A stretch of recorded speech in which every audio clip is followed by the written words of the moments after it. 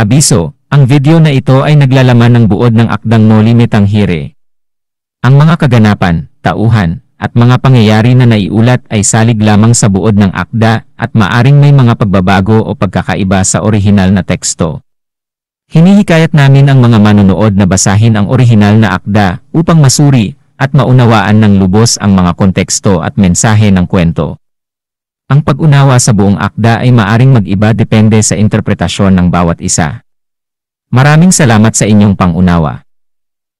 Sa Kabanata 11 ng Noli Me Tangere ni Jose Rizal, ang pangunahing pangyayari ay ang pagtitipon sa bahay ni Kapitan Tiago.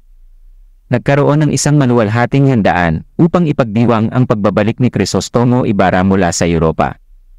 Nagkatipon ang mga pangunahing tauhan ng nobela kasama ang mga kasapi ng lipunan. Sa pagtitipon na ito, ipinakita ni Rizal ang mga komplikasyon at tensyon sa mga ugnayan sa mga karakter. Nagkaroon ng mga pag-uusap na nagpapakita ng mga iba't ibang pananaw at damdamin ng mga tao sa lipunan.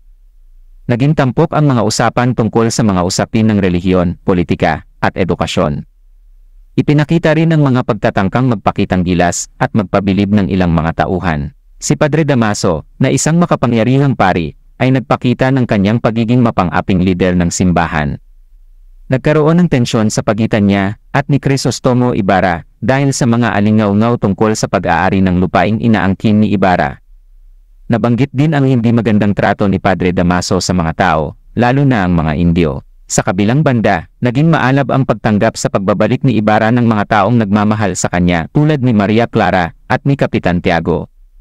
Ngunit sa huli ng pagtitipon, may misteryosong pangyayari na nagdulot ng kakaibang pag-aalala sa mga tao. Isang mataas na pag-aalala ang naganap nang biglang mapansin ang mga di pangkaraniwang alon ng dagat.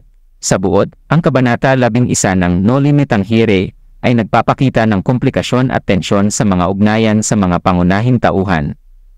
Ipinakita dito ang mga pagkakaiba-iba ng paniniwala at ang implikasyon ng kanilang mga kilos sa lipunan.